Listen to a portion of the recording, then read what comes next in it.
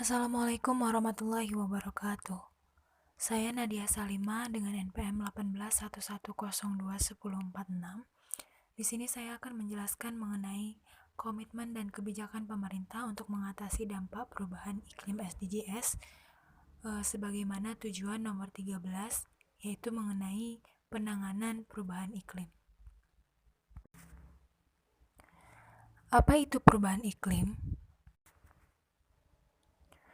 Konvensi Perserikatan Bangsa-Bangsa atau PBB tentang kerangka kerja perubahan iklim mendefinisikan perubahan iklim sebagai perubahan yang disebabkan baik secara langsung atau tidak langsung oleh aktivitas manusia sehingga mengubah komposisi dari atmosfer global dan variabilitas iklim alami pada periode waktu yang dapat diperbandingkan.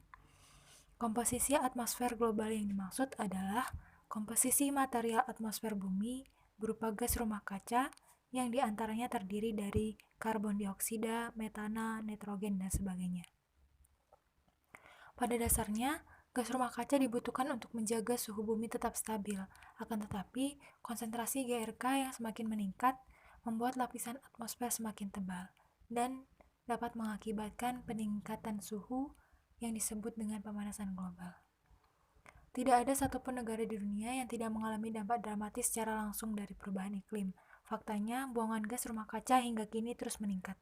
Menyadari perubahan iklim adalah satu dari 17 tujuan global yang tersusun dalam agenda pembangunan berkelanjutan, maka terdapat beberapa rancangan strategi dan perangkat kebijakan yang dibuat oleh pemerintah untuk mewujudkan tujuan tersebut. Strategi adaptasi perubahan iklim pada tahun 2015 sampai dengan 2019 terdapat 5 strategi. Yang pertama, mainstream kebijakan dan peraturan, kemudian pengembangan knowledge management dan informasi, mengenai pengembangan sidik online, penyusunan skenario iklim, RMB, dan SIAPI. Kemudian strategi selanjutnya yaitu rencana aksi, mobilisasi, optimalisasi, dan konvergensi adaptasi. Selanjutnya, fasilitasi implementasi adaptasi, dan strategi yang terakhir yaitu pengembangan kapasitas nasional dan daerah melalui BIMTEK Sidik, BIMTEK Rencana Adaptasi, dan BIMTEK Proklim. Peraturan adaptasi perubahan iklim terdapat 3 peraturan. Yang pertama yaitu Peraturan Menteri Lingkungan Hidup dan Kehutanan tentang pedoman kajian kerentanan, risiko, dan dampak perubahan iklim. Peraturan yang kedua yaitu Peraturan Dirjen Pengendalian Perubahan Iklim tentang pedoman penilaian registrasi pakar terkait adaptasi perubahan iklim, dan peraturan yang ketiga yaitu Peraturan Dirjen Pengendalian Perubahan Iklim tentang pedoman fasilitasi penyusunan rencana adaptasi perubahan iklim di daerah.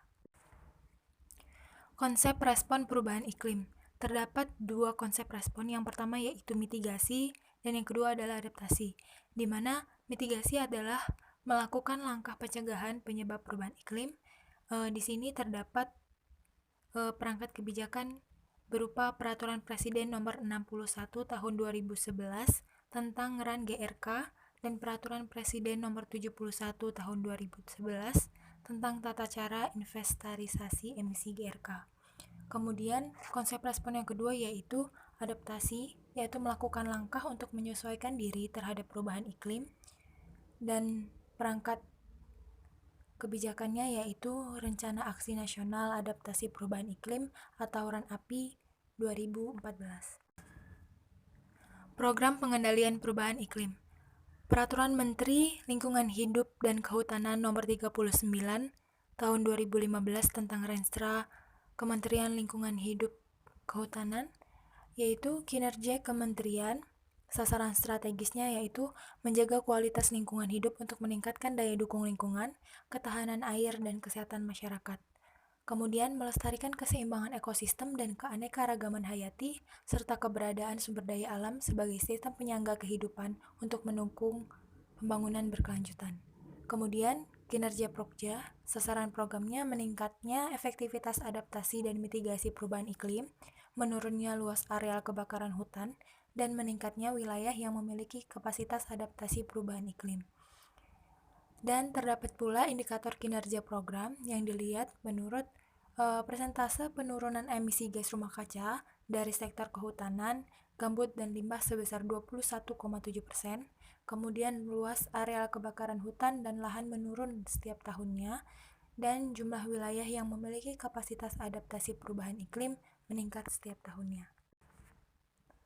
Tujuan pembangunan KLHK tahun 2015 sampai dengan 2019 yaitu mewujudkan kualitas lingkungan hidup yang baik dan sehat, serta pengelolaan sumber daya alam yang lestari untuk kesejahteraan rakyat dan menuju pada pembangunan berkelanjutan. Sasaran yang pertama yaitu menjaga kualitas lingkungan hidup yang memberikan daya dukung pengendalian pencemaran, pengelolaan daerah aliran sungai, keanekaragaman hayati, serta pengendalian perubahan iklim. Kemudian sasaran yang kedua yaitu menjaga luasan dan fungsi hutan untuk menopang kehidupan, menyediakan hutan untuk kegiatan sosial, ekonomi rakyat, dan menjaga jumlah dan jenis flora dan fauna, serta spesies yang hampir punah.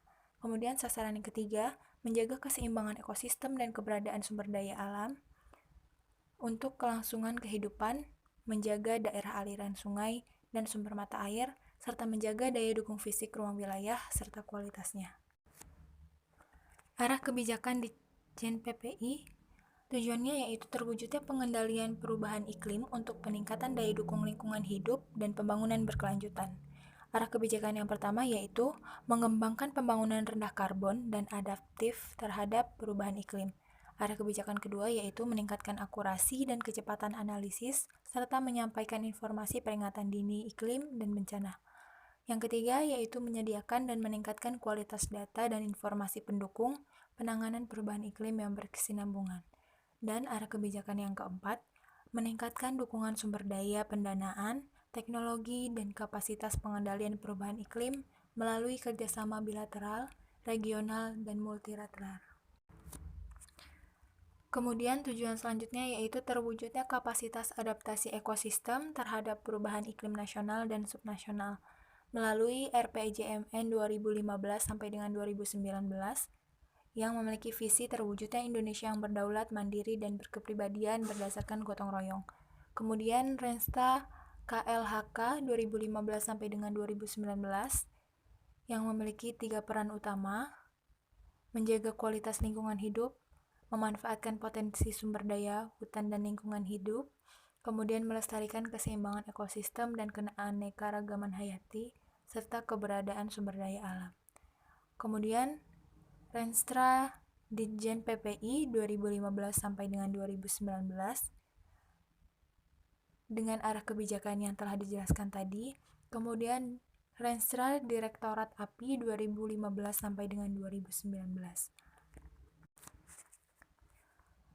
Terdapat perangkat kebijakan menghadapi perubahan iklim. Di sini saya memaparkan ada 6 perangkat kebijakan. Yang pertama yaitu Rencana Aksi Nasional Penurunan Emisi GRK atau RAN-GRK, kemudian Rencana Aksi Nasional Adaptasi Perubahan Iklim atau RAN-API, Sistem Inventory Gas Rumah Kaca atau SIGN, kemudian Sistem Registry Nasional atau SRN, dan Sistem Informasi Data Indeks Kerentanan atau SIDIK, serta Program Kampung Iklim atau Proklim. Baik, di sini saya akan menjelaskan salah satu perangkat kebijakan yaitu Proklim. Proklim merupakan program berlingkup nasional yang dikelola oleh Kementerian Lingkungan Hidup dalam rangka meningkatkan keterlibatan masyarakat untuk melakukan penguatan kapasitas adaptasi terhadap dampak PI atau perubahan iklim dan penurunan emisi gas rumah kaca, juga memberikan pengakuan terhadap upaya adaptasi dan mitigasi PI yang telah dilakukan oleh masyarakat pada suatu lokasi.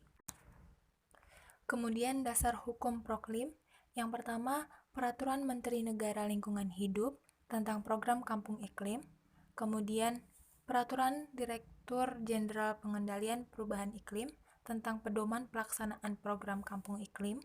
Kemudian yang ketiga yaitu Peraturan Direktur Jenderal Pengendalian Perubahan Iklim tentang pedoman perhitungan emisi gas rumah kaca untuk aksi adaptasi perubahan iklim berbasis masyarakat.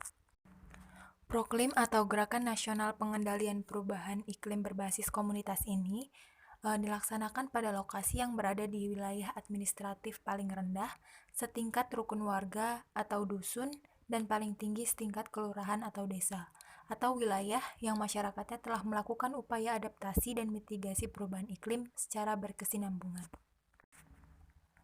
Lingkup kegiatan Proklim. Identifikasi kerentanan dan risiko perubahan iklim, identifikasi sumber emisi dan serapan gas rumah kaca, pengembangan dan peningkatan kapasitas masyarakat dan kelembagaan masyarakat, penyusunan rencana aksi adaptasi dan mitigasi perubahan iklim tingkat lokal, pelaksanaan adaptasi dan mitigasi perubahan iklim tingkat lokal berbasis masyarakat, peningkatan kapasitas akses sumber daya pendanaan, teknologi, adaptasi dan mitigasi, dan yang terakhir yaitu pemantauan dan evaluasi pelaksanaan adaptasi dan mitigasi perubahan iklim.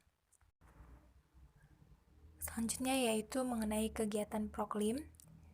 Terdapat dua fokus utama, yang pertama yaitu adaptasi dan yang kedua adalah mitigasi, di mana kegiatan adaptasi yaitu pengendalian kekeringan, banjir, dan longsor, peningkatan ketahanan pangan, pengendalian penyakit terkait iklim, penanganan atau antisipasi kenaikan muka laut, rob, intrusi air laut, abrasi, ablasi atau erosi akibat angin, dan gelombang tinggi. Kemudian, kegiatan Proklim yang kedua yaitu mitigasi, melalui pengelolaan sampah, limbah padat dan cair, penggunaan energi baru terbarukan, konservasi dan penghematan energi, budidaya pertanian rendah emisi GRK, peningkatan tutupan vegetasi, pencegahan dan penanggulangan kebakaran hutan dan lahan. Baik, mungkin itu saja yang bisa saya sampaikan. Semoga bermanfaat. Mohon maaf apabila ada kekurangan. Kepada Allah mohon ampun.